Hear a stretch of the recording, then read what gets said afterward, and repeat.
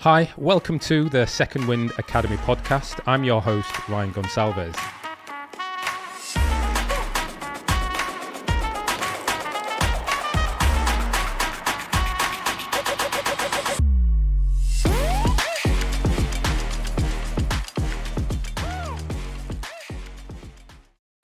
Jory, welcome to the show. Great to have you on here today. Thank you for having me, Ryan. I'm excited to get started and be on the show with you. Beautiful. It has taken us a while to get this going, but I'm glad we're here now. And there's quite a lot to download. You've had for me a fascinating pro career. It's helped you travel, and I love the way that one of the things I talk a lot about is sport as a passport to travel and explore different cultures, and that's definitely something you've done. And now I love where you're taking your business, helping athletes, giving back again. So there's a lot to unpack, and what I'd actually say is, well, let's just kick straight in. And for those who don't know who you are yet, for whatever reason, don't find you on all the social platforms, please let us know who you are, your name, what you're up to, and all about you. Yeah. So I'm Jory Davis, a New Orleans native, global professional athlete of 13 years, over 9 countries, 4 continents. I am a active professional, but also a founder and CEO of Weevolve.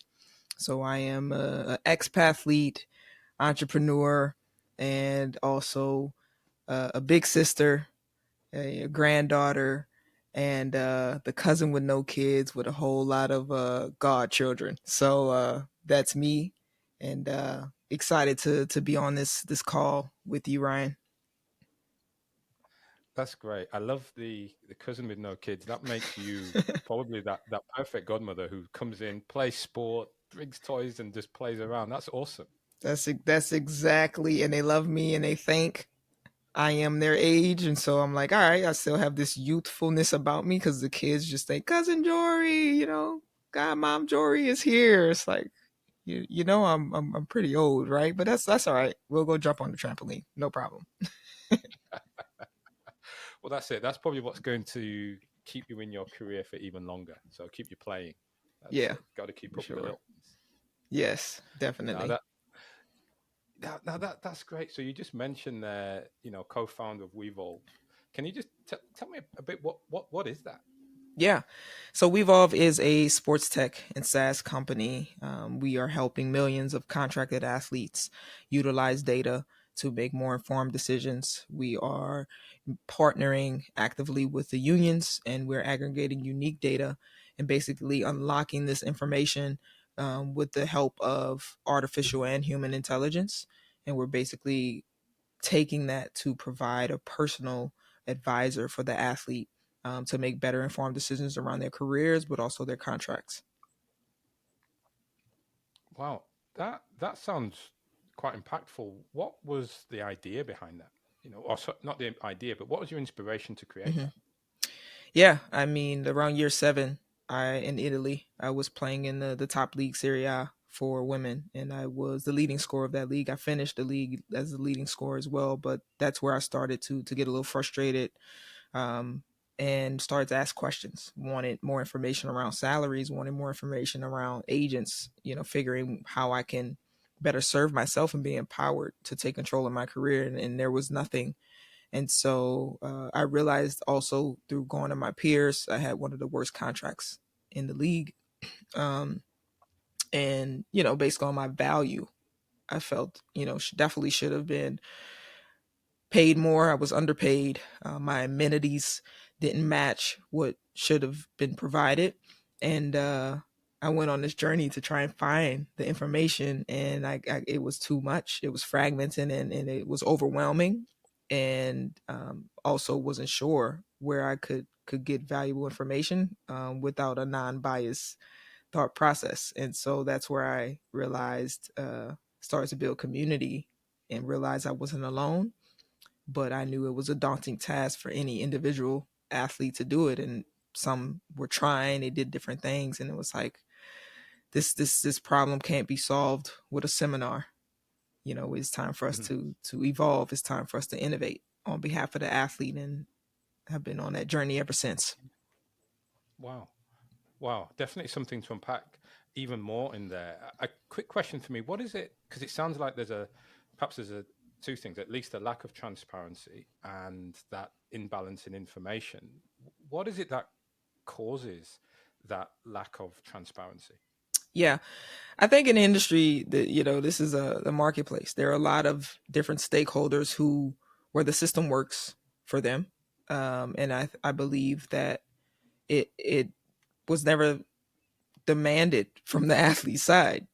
We have always been the stakeholder that is kind of the talent, but not having an active seat, an equitable stake in this industry. So the leagues and teams, even sometimes agents, are communicating and building and innovating on their behalf of their place in the industry.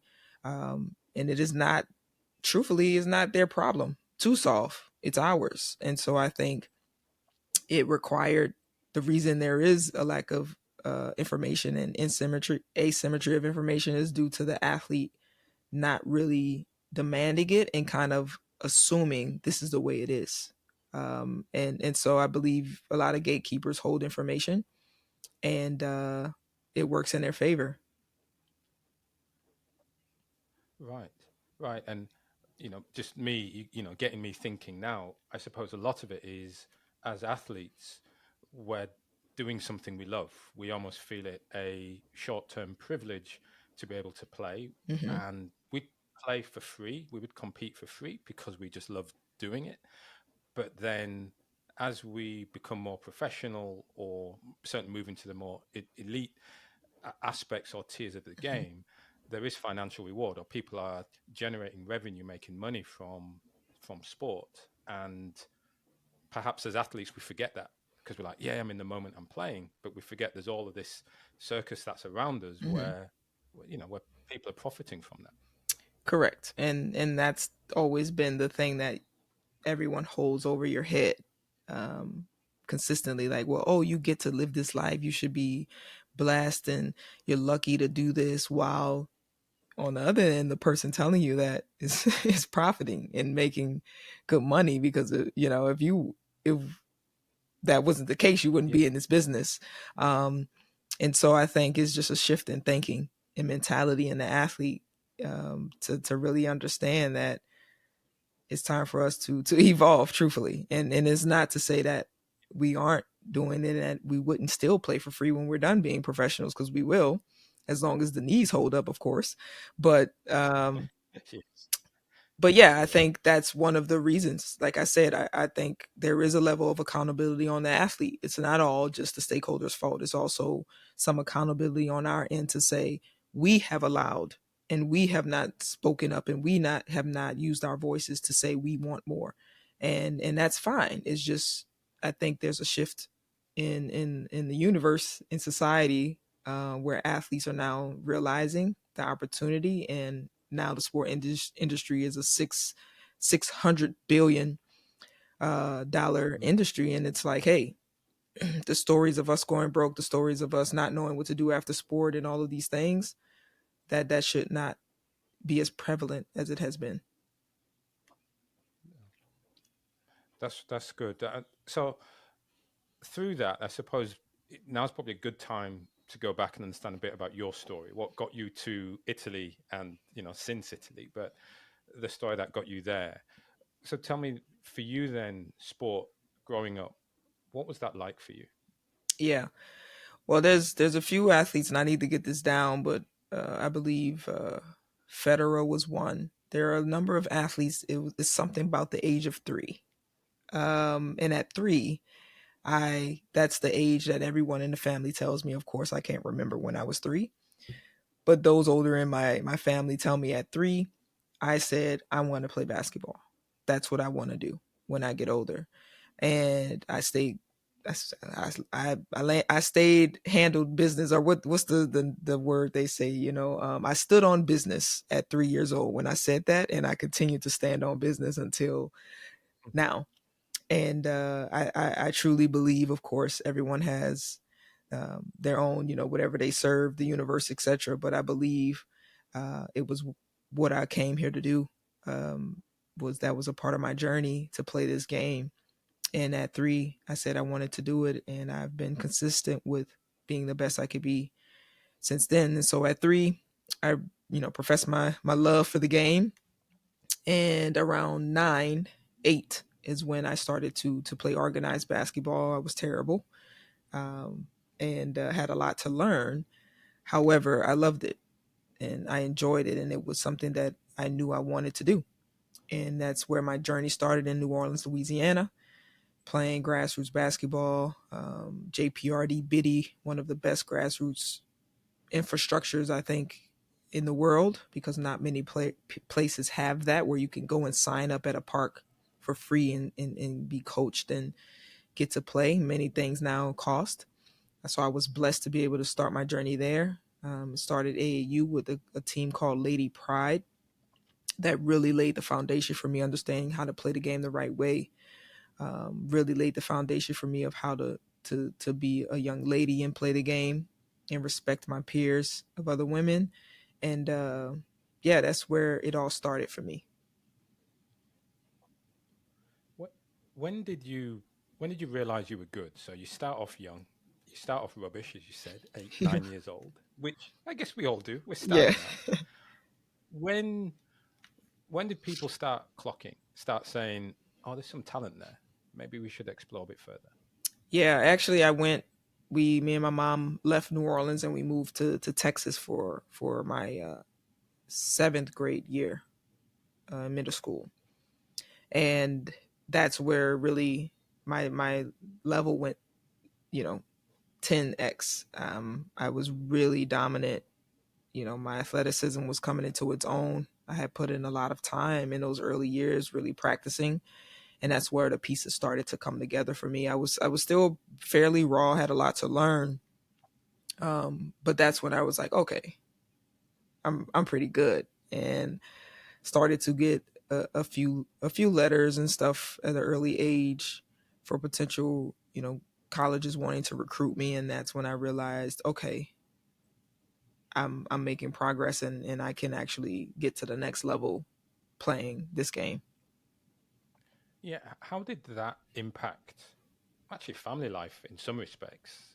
Did it change your approach to school? Did it change your approach to how you played, or where you played? So, what impact did it have for you? Yeah, I think for my family, it changed a lot, as you know, and many are aware of now. Once you get into really playing at the elite level at a young age, you have to, you're not on family trips anymore. Jory's going to a tournament where everyone's going to Disneyland for the summer. I'm in the gym when everyone else is going to the family reunion. So it impacted my life in that regard, where I wasn't spending as much time with my immediate family, and the community of athletes and the people around the team became my secondary family. For at school, again, you start time management very early when you're playing elite level sport at a young age. You have to figure out how to maintain good grades, study, and find time to get in the gym. And I believe, that's kind of one of the things that shifted, is like, hey, now I need to really change the way I think about school, and balancing basketball. But my mother always made sure that came first. A couple times she kind of told me, hey, if you don't pick this up, you're not going to play. And she knew that was the easiest way to get me in check, because I wasn't about to let anything stop me from playing. And so that was the adjustment for me, really, time management at a young age, and being okay with having to miss out on family things, because I was playing the sport. Do you know, as you look back at that time, to what extent did you feel you were missing out on those other things? To what extent did you feel it was a sacrifice? Mm. Truthfully, for me at that time, I didn't feel it was a big sacrifice. I think that didn't come till later in my journey as an athlete, that I started to really feel it once I got older. Like college time, I felt it, but I feel I had a good work life balance as a kid, as I'll say. Um, I really was able to still be with my family, even though I missed the big trips. But I grew up in New Orleans with a community where My great grandmother lived down the street. My great aunt, my uncles, we grew up on the street where a lot of my family. I grew up in a village, basically. That, like they say, it takes a village. I grew up with everyone around me, so I had the luxury to still be immersed in my family despite missing some of the bigger events. And so I think that was one blessing I had, where I didn't feel I was losing, missing out, or feeling isolated, because I had that. And then my teams at an early age basically came from my community. And so it kind of all came together into this little ecosystem that really helped me flourish. Yeah. Yeah, interesting. And again, it's one of the bits I often find when, certainly when we're younger, we don't, doesn't feel like we're sacrificed, doesn't feel like we're missing out as such, because we continue to do something that, well, we love. You wanted to play ball, Mhm. you were playing. It's Yeah. like, well, it's what I want to do. Yeah. I'm getting to do it. Yeah, Oh, you know, exactly. it's only as we, yeah, as things change, as we develop as adults or become adults, or certainly young adults, we start to recognize the different things that actually take place around us to make things happen. So, as you progress through, I suppose, high school, and you're then ready to step to that next level, what was that experience like for you? Just talk me through that path to get into college. So for me, when I left New Orleans, I went to the UK for freshman year of high school. So I was in Welling Garden City in the UK, and that was a big adjustment for me. If anyone knows anything about New Orleans or Louisiana, my accent was very strong, and then you go into the Brits territory, and they had no idea what I was saying, and so that was my first big. I think it's just brilliant. I know because when I saw that, and I was then, I was thinking, what was that like? What was it like for you on, change that first week, weather, language, culture, all of that? It was a big culture shock for me. And again, New Orleans is diverse. It's great food, jazz music, everything. And I went to the UK, and obviously New Orleans is a warm climate, sunny.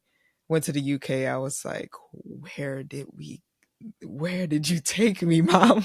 It was a bit of a culture shock. I went to an all girl school, Bishop Hatfield Girls School, and we had to wear these little skirts every day. And I was like, oh my goodness, there was no basketball at the school. We played netball.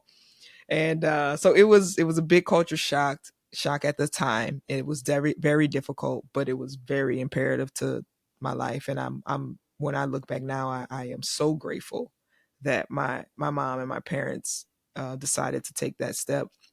So for me, going from the UK and then going finishing high school back in Rochester, New York, I really believe that transition just helped me to grow so much. I mean, education wise, as well. As we know, the UK has a great education system. I think I was once I left the UK, that year 10 for them, but my freshman year I got back to high school. I'm like, I've done all of this already. So it was a great experience for me. And so going from high school to college, I truly feel like that step in my journey going to the UK really prepared me to be ready to leave my family, um, fully and go to college. And so once I got to Rochester, I was off the map in America because I was over in UK. And at that time, no one was recruiting overseas back in those days. So they were just like, where did Jory go? So when I got back to the States, my sophomore year, I did very well and kind of got in the radar. A couple local colleges started to see me. And throughout my high school career, that's when I kind of got back on the radar. And then from there, the letters and everything picked back up, and made the decision to go to Indiana University. And that was pretty much it. That transition from high school to college for me, like I said, I think I was prepared that year in the UK. I really do feel wholeheartedly that experience helped me grow tremendously. That made up for the other 3 years of high school, truthfully. And I was really prepared mentally to go to college. Not to say that I still had a lot to learn, but that was the pivotal point in my life that I think got me ready for college. What's amazing? and it is the insightful piece about that is, and you said got you mentally ready for college. So taking a year or so out of top level basketball, playing netball, different foot hand skills, Yeah. very different, right? But what you came back, it got you mentally ready, and I think as we'll sort of walk through, understand about how from there it enabled you to travel. It opened up Hmm. your mind to even as you say, being away from family, but got you mentally ready to, well, I guess to move into that next stage of your life. Yeah, definitely. And again, I did play in the UK. I played for Spelton Acers, where they had their under 18 team and a women's team. They were technically professional, but I didn't get paid because during that time, it was clear I was going to go play college. So we knew I couldn't get paid. It would break the NCAA rules and regulations. But I was also around women, grown women playing pro in the UK, and that in itself as well was just something that's different, and it's something that I do think allows Europeans to be more mature because you have young talent already playing against women in pros in the ecosystem of Europe is not the same in America. And so I also think that all of those elements just were really powerful and allowed took me out of my comfort zone and was my first experience with really having to adapt and learn how to be okay with that and take a big step that's not common for many. And Yeah, I really look at the Europeans that do leave at 14 and stuff to go play pro alone. I really admire them because I did it with my parents. They do it by going to an academy without their parents and just kind of having to go and be under a team environment that takes care of them. So I really do admire those players even more because I did it with my parents and I knew it was hard. I can't imagine for those that don't go to these places and do it without their parents. But yeah, for me, it opened my mind. Uh, it allowed me to really learn a lot about myself and realize there was a bigger world out there than New Orleans, Louisiana. And like I said, that step really helped me to prepare for college. yeah, yeah. It's interesting. I talk a lot. For me, as a footballer, I left school at 16 years old, and so from that point, we were playing. We were playing against men. We would go and, yeah, I may train with Hmm. similar age for a lot of the time, but we'd be up. We'd play in reserves. We'd be playing guys who could be literally twice my age, and Yeah. that was it's what you describe. It kind of sharpens the Yeah. focus. It gets you ready to play competitively. Hmm. You start to recognize movements much faster, and you're not playing against another 16, 17-year-old. You're playing against someone who's played for Yeah. 20 years and is like, no, I know what I'm doing. You better learn quickly or you're Hmm. going to get left behind. Exactly. That's Yeah. I think that's the advantage the European system has over the system in America, um, and it's beautiful. I mean, again, it's a great asset. I think with how the system is created abroad, just because the development of everybody as an individual, as a human being, and with the elements of sport, as we know, that helps you to grow. Yeah, for sure, much more mature. I think the Europeans are a little bit more mature than the talent in America, and I firsthand completely understand why. So, what was your college experience like? I mean, great experience. Indiana University is a college town, and so it's a small town in Bloomington, Indiana, and it's a college town. So you have everything around you. The Hoosiers are Indiana is the state of basketball in general, but then the Hoosiers are very famous. The candy stripe pants. So the ecosystem was definitely a fun environment. College again for me was pretty standard, like many others that talk about college. It was hard in the beginning. I gained my freshman like 20 pounds and from having to learn how to buy, diet and not eat all the junk food that I was eating. But I was in the best shape of my life. I was pushed extremely with one of the great trainers, Tom Morris. Shout out to Tom Morris, was a wonderful trainer. Really pushed me beyond my limits. I was coached by a phenomenal woman, Felicia Leggett Jack. She, is a black woman that, was something I wanted to. That was one of my key things. I wanted to play for a woman, and preferably a woman of color. Why And was that, she Jory? really, I believe, going into, if I was going to go to one of these bigger institutions, which was going to be the case, whether it be Indiana or UMass, it would be a predominantly Caucasian institution. And I felt, what better way to have the leader who's going to be my leader on that campus be someone that can identify with me, and I would feel, secure in that. I also wanted to have inspiration of how can she come to one of these institutions and lead a team at this level and find success, and really learn from her, and watch how she moves and works these environments. Um, and I thought that was very important for me, and to be in that environment. And so that was one of the key things that I looked for in my decision matrix, was I wanted to play for a woman of color and a woman. Just, again, I was coached by men throughout my, amateur status, but also I had a few women in my New Orleans days, and how that impacted me. So it was key for me. So that was one of the reasons why I decided to go to Indiana as well. Mhm. And so when you look back at that female influence, female and woman of color, that influence, how do you think it? Oh, well, I suppose I'm thinking here, but did it meet your expectations? Was it what you expected? Did it provide that security that you were looking for? Hmm. It definitely provided my family security.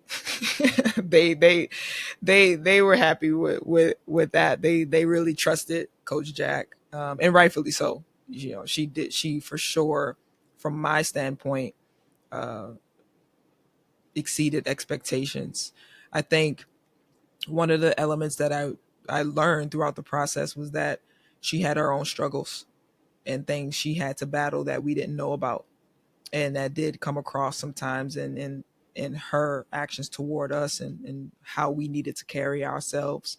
And again, it's not a bad thing. It's like when a father or a mother is super strict on their kid, and they're like, what the heck? And then when they grow up, they kind of learn, and they're like, ha, Mhm. it sucked, but hey, thank you, because I see how I've reaped the benefits of what you put on us. But so for me at the time, there were things that were kind of like, but again, time reveals all, and everything she preached, everything she did, had it mattered, and it was for a reason. And so, I think she exceeded expectations. I have a lot of respect for her, and I know there were times where, me and my teammates possibly were like, we don't like that behavior, but it's also understanding that she was human. She was a woman in this institution trying her best. And so for me, definitely respect her. And I believe what I expected when I went there, she delivered. Right. Okay. So when you arrived at college, what was your dream outcome in terms of where your basketball career would take you, and how did that evolve during your college tenure? Yeah. Well, I went to IU. The business school at the time was the number one in the country. And so that was one of the reasons I also chose academically and matched. They had a very, I think, 9% of the students were African American, and one of the highest out of the other options I had. So that was great. And then, of course, wanted to win a national championship, like every player that goes to college, like want to go to the NCAA tournament. Um, of course, getting on campus, being at one of the number one business schools in the country, plus trying to be a D1 athlete, and technically coming in to be that top recruit of my class. Um, unfortunately, it was very difficult. So I did shift what I majored in to sports marketing management. And so again, that was one thing I look back on, and I'm like, dang, I should have just kept going. I was immersed in a lot of the Greek culture, so there was a lot of the black fraternities were on campus, so I loved that. And again, that was one of the reasons I made that decision. So it was great to be immersed in that culture. We fell short of getting to the NCAA tournament. So one thing that it didn't take into account was that, hey, we need a level of talent to be able to get to that tournament. And so I reached a lot of my personal goals, but we didn't reach that tournament, which was a team goal. And that's where, really was kind of learning the dynamics of leadership, the dynamics of really when you want to get something as big as a goal as reaching a tournament and winning a championship, the level of commitment and being on the same page your teammates have to have, and you all have to really be locked in, from the starting five to the last one on the bench. And I really learned that a lot of lessons. And so for me, the college experience, was good. I mean, I came short of some goals, but all in all, uh, the things I set out to accomplish, I accomplished personally. Um, but of course, the team goals, we fell short, and I think there was a big lesson in that for me. Also, a lesson in persevering when it comes to changing my, what I was majoring in, and having more ownership. When we talk about ownership of your own destiny, um, that's another lesson I learned, that it's not someone else's decision to say, oh, you should do this or do that.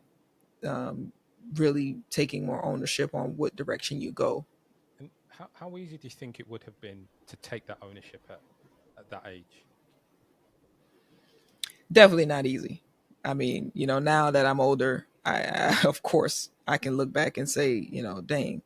But of course, it does require those around you to be willing to make the best decision for the athlete, Hmm. to really help that athlete make the best decision, not the decision that works for everyone, Yeah.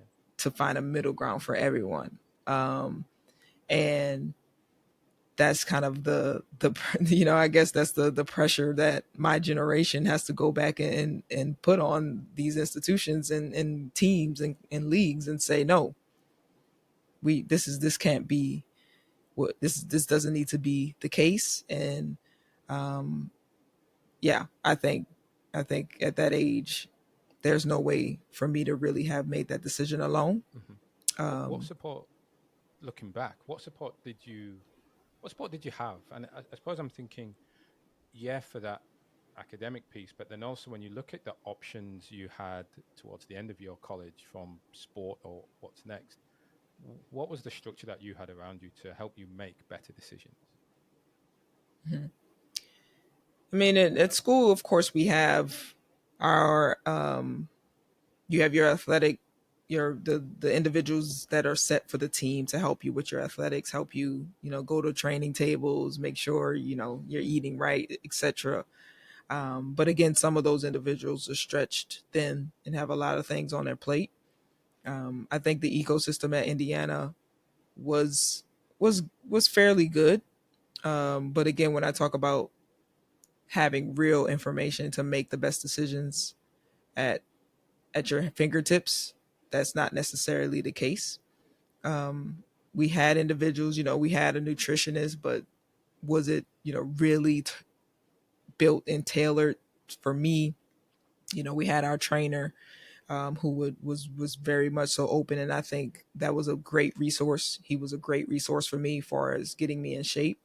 But when it came to really balancing and managing my time, school and basketball, I will say it was more so, how can we push school to be managed and make that easier so this part can flourish?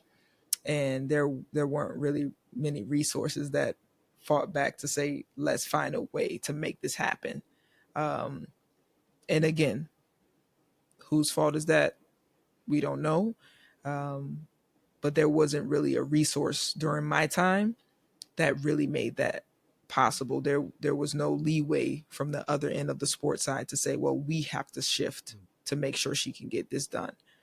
And I think now possibly schools stateside are trying to make that happen, but not necessarily, because people are still having degrees that they leave with, and you're like, yeah, Mm-hmm. you're gonna have to go back to school when you're done playing. Yes, it's very true. I think there is, you have this sort of two tier or two approaches that are there. One is tick the box, but focus on the this academic part, and then sorry, focus on the Mm-hmm. athletic part with a view on okay, yeah, you maybe you sort that out later, but right now I need you on the team. Let's go and play. And Mm-hmm. you have others who are, you use the beautiful word, the ecosystem. They're building out the ecosystem to help the athletes make that better decision, which is, well, it's not just about now, it is about what's going to come next, and let's make sure we're setting you up Mm-hmm. for a best version of yourself. You know, given the choices open to Yeah. you, right? I will say another thing just to praise Coach Jack. She did set up something called the Phenomenal Women, where she sought out women that were around Indiana and Bloomington that owned businesses that were doing great things, and we had access to those phenomenal women. And I actually, in the summertime, worked with two of them. They were CEOs of two Fortune 500 companies, and I was able to intern and work in the summer with both of those companies. And so I do think, in that regard, it did allow me early access to what it is to have a job, go through that process, and better understand what skills and traits I needed, and get more experience to see if this is something I even want to do, which is, I think, a big thing for athletes while we're playing. We need to be able to explore more and be more curious and try things to see what we like outside of sport compared to just being focused. And when it ends, we have to figure that out. It's kind of late. Yeah, How can we experience things in, small engagements or short term, yeah, to say, huh, I kind of did that. I don't like that, but I have time. I'm still actively playing, and it works. So I will say that was a resource within the ecosystem that did benefit me, compared to some players I know didn't have anything like that. And that was something that Coach Jack strategically and on her own did. The university didn't. And so again, having someone like her, and I think she did it because of the dynamic of the type of women and the nationality and all of that of the women she had on the team at that time. She knew it was important for us and our success. Um, and so that is one positive for my time at IU that I know really helped me. and when you look at yourself as a CEO today, what do you think you picked up from just that experience or those two experiences that you described there? Mm-hmm. As they say, the cliche representation matters. In my they were two Caucasian women, of course, but they were women that were leading these companies, and that was key. And watching them come and being able to sit in on certain meetings and how they delegated and made decisions, um, that was wonderful. And now talking about it, I'm like, that probably did impact me more than I know, to say, hey, I'm gonna do this. And actually, two of them, I before I started Weevolve, I actually reached out to them to discuss, what I was trying to do. So I do think it impacted me a lot because I was able to see that it's possible, um, that two women had the ability to run a company, and not only just a company, a Fortune 500 company. Um, and yeah, that was wonderful, and it impacted me tremendously. That's really good, and I'm I'm sure that even after this conversation, now you're going to think, yeah, that has been a difference. Yeah, okay, we're going to do Yeah, something. Well, good. yeah. I mean, this is it, and so often these experiences, yeah, they may have an impact at the time, open your eyes to certain things, Hmm. but now as we mature as individuals, you can look back and again those little sparks, little moments that you can think of and go, oh, maybe I need to implement this in my world today. How do I now do that? Hmm. And again, represent, Yeah. as you've just said. So I'm curious then now for this shift from college. So towards the end of college, how did you then start to make that decisions on what was next for you from a sporting perspective? Yeah, I think this is where the decisions get even harder. um, because navigating that journey was really tough. So once I graduated, of course, I knew my name was on the draft boards to potentially be drafted. I wasn't sure though. Finding an agent was basically asking my coach, I think I want to play pro, and her putting a name that I could, you could possibly reach out to him. He's an agent I know, but there was no real structure of how to, go through this program or anything. It was really just like, all right, it was great. You're done. Now you potentially could be drafted. What's next? And so that was really difficult. I was interviewing agents on my own. Of course, my parents, they've never done that before. So what can they really say besides, oh, make sure you talk to them and ask the right questions? They don't really know what questions to really ask. And so, it was a very uninformed, cross my fingers, pray on it. I'm gonna get some shots. I'm gonna work hard in the gym, and it's gonna all work itself out. Which I hear players still to this day say it. But that's not necessarily sometimes how life works. Your talent alone in these spaces don't. It's not enough. So for me, I landed upon an agent, and Joey, did you feel yeah. lost during that stage? Oh, very lost, confused. Um, wasn't sure who I could pick up the phone and call. Um, Everyone I was asking was kind of giving generalized feedback, like, yeah, you gotta get an agent, and oh, you could score, so you'll be okay if you go overseas. Those types of things, and not real strategic, high value insights and information for me to make a decision and take the right next steps. So how did you make the next step? I asked some of my peers who were like 1 year ahead of me, which again, when you look back, you're like, they didn't know either. But, found my first agent basically from someone I knew who was already overseas and was like, oh, you could call them. Called them. And that's in a sense who I signed with the first one. I did have a funny story. One of the team managers, he was from Florida. His family was from Boca Raton area, so around a lot of like bigger name people. And I went to visit, and his mom was like, "Oh, I know, Wasserman agent and stuff." And at that time, I didn't really know like who these agencies actually go after, but later on, I learned like no, that agent at Wasserman goes after the number one draft picks only. So it was kind of like, yeah, here I am trying to reach an agent that I'm not on their radar at all, and there's no way they can help me. Um, so again, those types of things of just trying to go to different people to help, and no one really knows how this works. But I did land up on the agent. I interviewed with her. I asked general questions, and everything they all said. Now, again, looking back, how was I supposed to check fact? How was I supposed to fact check what they were saying to me? How would I know they've signed all these players all over unless I go call each one individually? There's no stat sheet on them. Their websites have all their players on it with no real information on them. And to this day, it's the same. And so all you can do is try to catch a vibe and hope that your intuition is correct and go from there. Yeah. So where did it take you?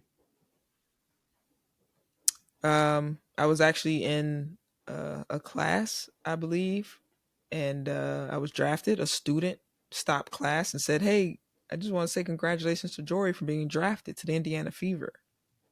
I was like, "What?" Had no idea. Had no idea. Had an agent. When he was saying it, she's calling. I step out of class and she's like, "Congratulations!" And usually you have this perception that you're in, you're sitting with your agents and they're like, oh, we're working to get this team. No, had no idea. Drafted, I'm like, oh, great. My parents called, we got the fever. They were at home watching the draft. No, none of us knew if I would get drafted or not. And so the person that actually ironically gave me the most information was another manager who was also happened to be a ball boy for the Indiana Fever. And he was kind of laying out the like, this is the team. Most likely this is the positions you have to go for in training camp to get on the team. And that none of that was talked to me with my agent. I remember the manager, I believe, sent the contract. I don't remember speaking it over with my agent. I signed the contract, of course, without doing anything, of course, because it's like, oh, let's go. I'm gonna sign, ready to give me training camp. And from there, I was cut early, and then I was back to square one of like, so what do we do now? My agent's like, oh well, I have a job in Israel. Was the only offer she gave me. There were no options. It was like, you got to go to Israel. Okay, I have to go to Israel. So again, looking back, you're like, what? That's not how it should work. That's the, it's like, oh, you're going here as if I work for you, like I'm your contracted, I work for your agency per se, not the other way around. And I was told my mom, they were like, Israel. And the journey started for me. I went to Israel and got on a plane, and I was off. But again, there was a number of decisions made that I had no real No input. stake Yeah, in. I was not at the table making any decision. It was just kind of like things were being done, and I was just there. right. I like the way you just mentioned there who's working for who, right? Like agent, player, who's paying whom in many respects. So, but that comes down to kind of as you were saying, you as an athlete there, you have this desire to go pro. So that's the dream, and you're seeing, if I'm right, you saw the agent as the one who enables that, who facilitates that for you. Yeah. Mm-hmm. Correct. And so naturally there's a lot of trust that you would at least want to put into that individual, that firm, to help get you to where you need to go.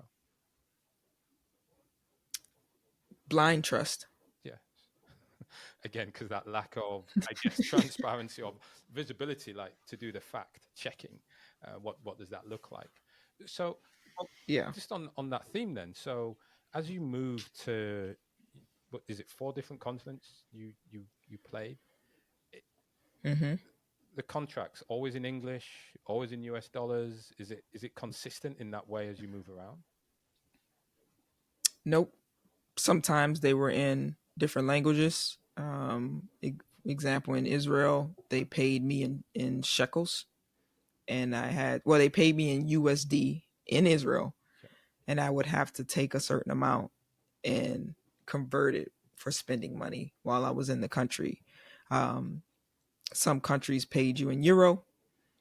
Some countries paid you in USD, which at the earlier stage I realized no, I should have put it in euro because the euro was much stronger. Hmm. So when I converted it to go home, I would have had more money than the original agreement of the contract. So some contracts they would have it in their language, and then the other side it was Mm.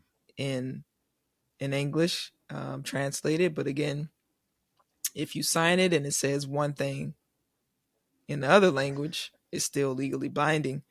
um, and you're just trusting that the agent knows. And there's a few countries I went into that my agent at the time, he wasn't from those countries. He didn't speak those languages. So again, how was he checking it? There was no chat GPT back then, and their Google Translate, I don't even think was available back then. Yeah. So they weren't even checking it, I'm sure. So again, it was a lot of dynamics. Sometimes countries that didn't give you a bank account, you had to kind of do it on your own or just stuff the cash Hmm. and pray you don't get stopped when you're heading back to America at Christmas. That's right. That's that's it's an interesting way of repatriating your earnings. Um, so for you, as you travel, like you wanted to be a pro, you'd made it as a pro. Mhm. Right? How did that feel?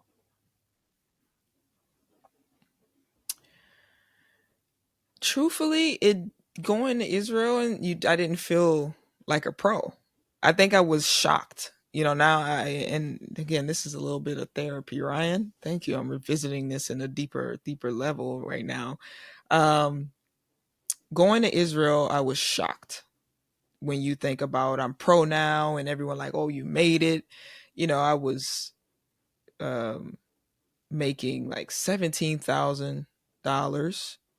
I was in a 4-bedroom house with the other girls that were pros, and some of them were way older than me. They were, like 6 years ahead of me. We all shared a house. We shared one car. And it was kind of like, I had the smallest room because I was the rookie. and yeah, it was kind of like, wow, all right. But I think at the time you're just like they get you because you're like, okay, I'm gonna go here, I'm gonna do what I have to do, and then I'm going to the W. Like, so it was kind of like my mind wasn't this is it. My mind was like, okay, I have to take this step to get here. And I think that's also where they get you, the system gets you. It's like, yeah, go here, you'll keep fighting, you'll get here. And so for me, that first step was kind of like I didn't feel like, oh yeah, I'm a pro. I felt like, man, all right, I guess we gotta fight to get out of here. My initial thought, of Mhm. course, but it was also the beauty of Israel's a beautiful country. I mean, the water, the beaches, the food. I also had a great time. I mean, it's definitely one of my best experience from a lifestyle standpoint. And so it's also that kind of element that some things were a shock, but also there were things that I was living a lifestyle that no one else Yeah. could afford to do if they were leaving America and coming. They can't do that. There's no way they could do that. So I think it wasn't so much like, oh yeah, I'm a pro. I think it was just like, all right, this is the next step. Yeah. I don't think I realized. I don't think I put so much emphasis like I was a pro as if I did make it to the W, I probably would have felt like, oh my god, I made it to pro. Hmm. Um, so yeah, I think that was my feeling Yeah. at that time. So now, what was it then that enabled you or made you think? Actually, more direct in some respects. Why did you then find you moved to not just different clubs, but moved countries as well? What was behind that decision making? Um, there was no real decision being made. Truthfully, like again, it was just, hey, you have no idea about the landscape or how to navigate this part of the business. As an overseas athlete and how the landscape is in Europe, you don't know. You're just kind of going, following what the agents are telling you. Hmm. And you're just kind of like, well, can I get more money? Like, there's no decision matrix to say, okay, this is what I want. These are my goals. That was never the communication that was happening. You just kind of trusted that that agent knows what's best for you, and so this is where I'm going. In general, it's common for basketball for women, and to go team to team. Most might stay 2 years, but it's 1 year usually every team. We can why maybe it's the management in women's sport that they feel they can. Some people say that the owners are kind of like playing NBA 2K, but with real life people, it's like, hey, I'm gonna trade this one, I'm gonna get this one, and we're gonna get to and so it's a bit of that. It's a bit of coaches change, so that means the players need to change, and coaches are changing every year, so they're not consistent, Yeah. which means when that new coach comes, they're not just keeping the same team. Now they come in and they want to change things, which causes also the players to have to change. Yeah. Um, and then it's really for me, I would have stayed in Israel, but at that time I decided to fire my agent, which was where I learned about partners. My agent was American, she had a Israeli partner, and when I fired her, that meant the teams that were asking for me, he wouldn't get the commission. So he was her local person on the ground, she was in America. Okay. So now when it's like Jory's not on our list anymore, that means even though coaches wanted me, he blocked that to get someone else that he knew he could get the money for. And I found that out afterwards when I didn't have a job after that year because a team wrote me on Facebook. It's like, where are you? And I was like, at home. And they were like, I, we were told you were too expensive and you were going somewhere else. And that's why I was like, ah, okay, this is how this Yeah. works. And so that's where it was like having a direct, that's where I felt having being able to go direct, or someone being able to actually come tell me they want me, would have worked in my favor compared to putting my hands in the hands of middlemen So what changed for you? that are playing their own game. Yeah. What changed for you then through? Oh, how did that change? I suppose the rest of your career so far. Um, One, starting at that salary level impacted me because the way the market works overseas is kind of like, oh, you're at this level, so that's your worth. And so that impacted how I could keep building to get more money because I started so low. It hurt me. Mm. And it wasn't based on logical things like this is what she's done, her statistics and the award she's won. It was like, oh yeah, she's a great player, but oh, we're only going to pay her a little bit more because this is what her payment tier is. But on the flip side, I had no insight into what others in the market were making to be able to fight back on that. And so that impacted me. The other way it impacted me is that I was scrambling to find representation.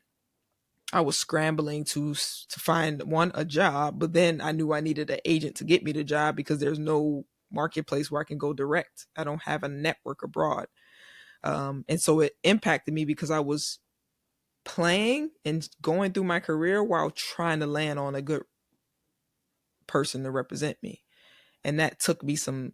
That took me on 3 years where I met who's my agent today. And the fourth year, I stayed in that same country. So I didn't change to him then. But then when I was done that fourth year, that's when I switched to the agent I had today. So it impacted me because I made mistakes by trying to, one, still navigating, finding the right agent that fit. But then also through that navigation, going to teams and maybe not really strategically having a plan and making sure I'm getting paid my worth, which would impact what other teams set my value at. And that just that kind of hurt me for when I did get stable. Then I was back fighting to get Mm. up and up. Yeah. So, I'm curious because I think here we're starting this journey into Weevolve, and as those, I'm going to say the breadcrumbs building to to your time certainly in Italy, but the breadcrumbs building to that.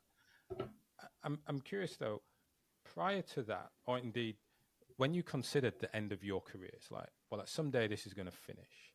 To what extent did you think about what you would do after basketball?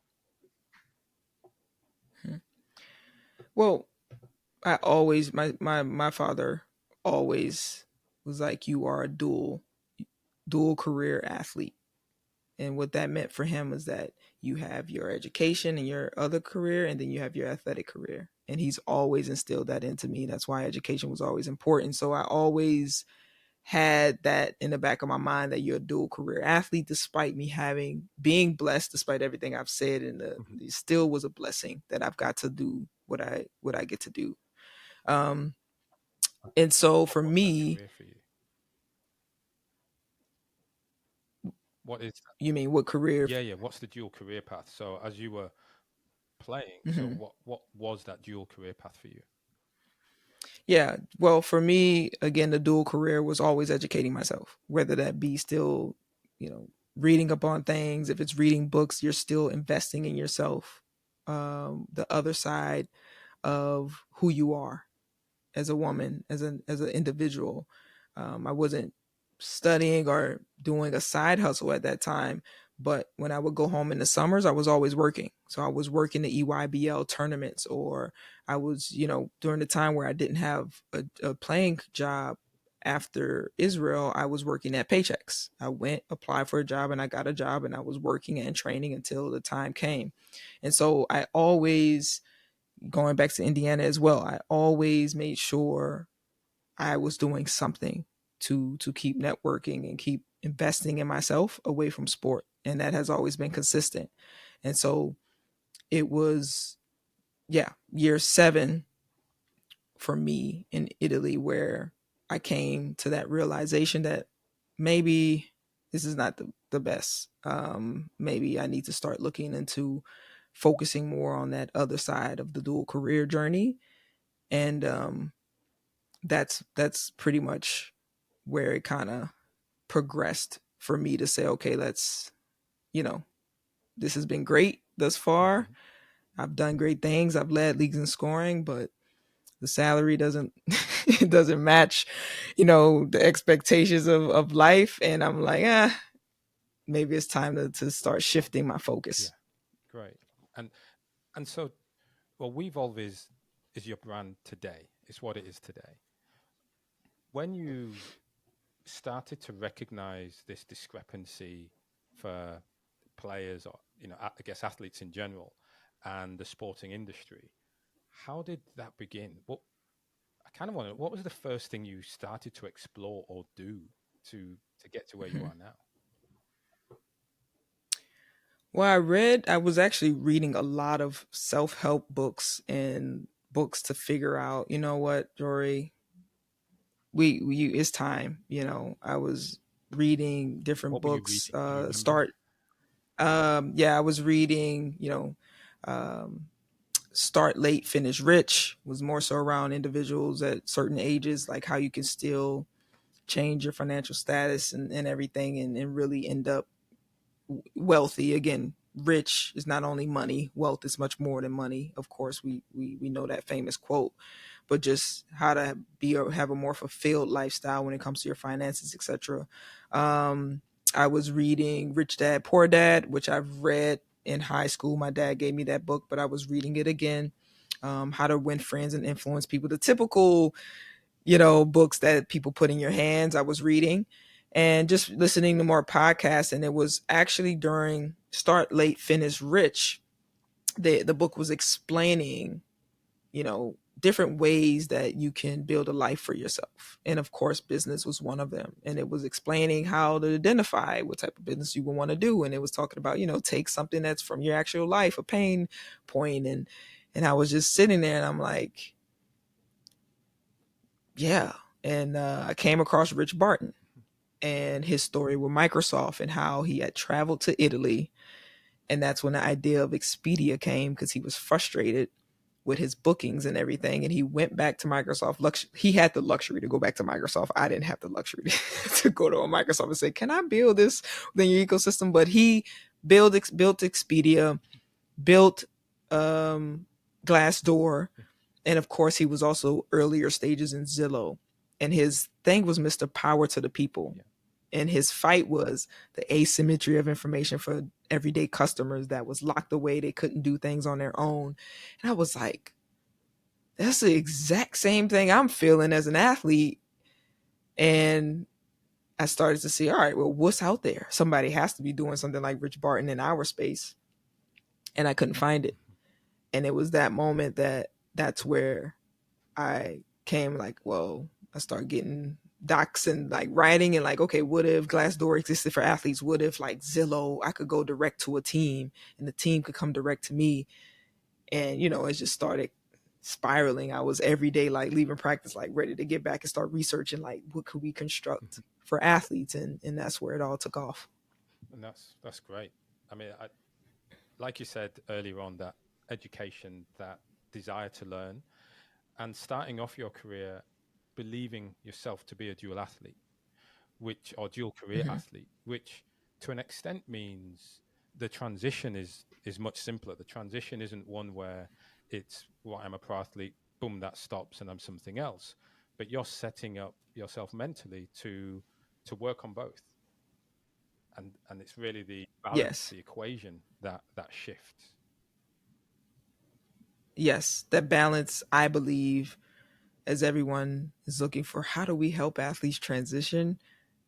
It starts the day that you pick up that whatever sport you start. I think the transition should be happening from the first day to the time you say, okay, I'm done.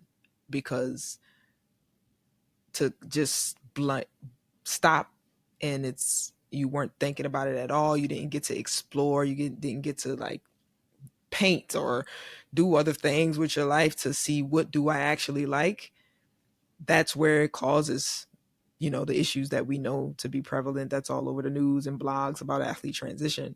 And so I think, yeah, balancing that throughout my career was the key that allowed me to get a little further ahead. Now, I won't say when I am officially done, that I won't still have the emotions and the feelings and have to do work, mentally and everything to really say bye to this game I do love. But I do think I will probably be a little further along than some of my peers that weren't doing the work and exploring, you know, what they're interested in while playing. Yeah. And so for you today, the impacts that you're having, we spoke about, I guess, the creation or the inspiration behind the business. If you think about the athletes that you're supporting today, how do you think it's impacting them? Hmm. Well, I think having an ally is the biggest thing. I think at this point that, I've been there where you're just kind of like, you have nowhere to go. And the next person you go to is kind of in the same boat as the person you're trying to get away from in this industry. And just having someone that's here to say, I want to help you, and a brand or a company like Weevolve to say, look, we're here for you, non-biased. This is here to help you. And I believe the impact we've had on athletes thus far that we've been able to work with and help, it's just been, just thankful for being able to educate them, inform them, and kind of like say, oh, like I had no one told me this. Even players that have been in the game for a long time, they're learning. They're like, oh, that's how it works. So I think the impact is that it's helping players to be informed, and they're starting to kind of put pieces together and feel more empowered. Like, yeah, I can do this. I like, okay, I know where I could go. I'll go to Weevolve, and we'll figure it out. Um, so I think that's been it. I think community of having a group, yeah, it's still a small group, but being able to come in and be like, oh, I can find 2 or 3 people that can help me and talk to me and understand my unique journey. Community, I think, has been the big one. We've had digital sessions that have gone like 5 hours, over 5 hours, just talking, Mm-hmm. in athletes in different countries, picking a time and just getting on a digital platform just to Yeah. talk. That shows how important, imperative, and how much we need community. And it's not just community to say, okay, we got this brand and for athletes. It's like, no, we need to actually holistically find time to come together. And I think that's the power of Weevolve, despite the technology and all these other things.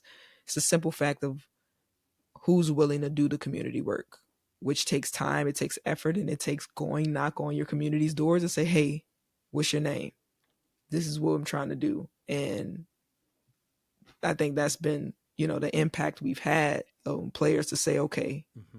Jory's doing it, and let's just keep kind of Yeah. rolling and keep going. And oh, I can start my little thing. And I think that's the impact So, that it's had thus far. so you know, I've held you for way too long, so I really appreciate your time with Ah, me no on this. problem. This is super fascinating. Now, so we're going to have people listening. They're going to be Googling, indeed, Hmm. probably clicking on the show notes, get into Weevolve. There's a young athlete out there who's thinking, yeah, I'm wanting to go overseas, or I'm wanting to, in fact, just move to the next level. Doesn't even need to be overseas. I Hmm. think I need representation or support. They're coming on, they want to go onto the Weevolve site. What do they do to sign up? Or how do you help them? Hmm. Yeah. So again, right now, what you would do is you would just go to the Weevolve site or just download the app. You would request an invite. We would obviously reach out to you.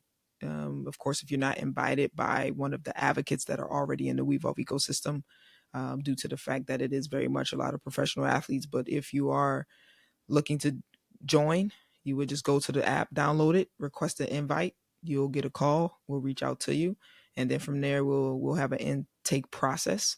We'll ensure that what your needs are met. We'll usher you into the platform where you'll find different resources that are already exist. If you're looking for an agent, being able to really engage, ask anonymous questions. If you're feel away, you can ask anonymous questions, and mentors and veterans can respond if they know the answer to those questions. But then also, of course, if you're just coming into the pro space, we would be sure to match you with a mentor, and then we would help you prepare to ask those questions about the agent, but of course help you create a plan for yourself first, before you get an agent, because it's your journey and what you want, and then you can decide who's the best person to hire to help you reach your goals. So that would be the first start, but they can download that app, request an invite, and then Weevolve would directly connect with them. And of course, in the future, we hope that you'll be able to go to your local union or the union that in the country you represent and that represents you. And then, of course, they would be able to provide a invite to Weevolve as well, and share those resources with the union and also the Weevolve community. Beautiful. Thank you. Thanks a lot. And look, I know you're still playing, and again, people are going to want to follow your story. What's the best way to find you and maybe even get in contact to bounce ideas? Mm-hmm. Ask a question. Yeah, so the first one, all athletes should have a LinkedIn. So find me on LinkedIn. Jory Davis is my name. It's just two little fists in the middle of my name, so you'll definitely recognize me. So get a LinkedIn and find me there. Secondly, you can find me on IG, Jory Davis 32, Twitter. I am Jory Davis. DM me, for sure. Of course, request that invite. And at this stage in Weevolve, this early stage, you'll definitely get a message from me. If you do that. So it'll be definitely from me. You'll get a personalized reach out. And then from there, you'll be able to message me directly on the application, etc. You can find me at jory@weevolve.net if you want to email me. And then, of course, you can also contact us via the website. Jory, I want to say thanks very much for your time today. Thoroughly enjoyed our conversation. Thank you. Yeah, thank you, Ryan. I appreciate it, and I look forward to hearing the rest of the podcast down the pipeline.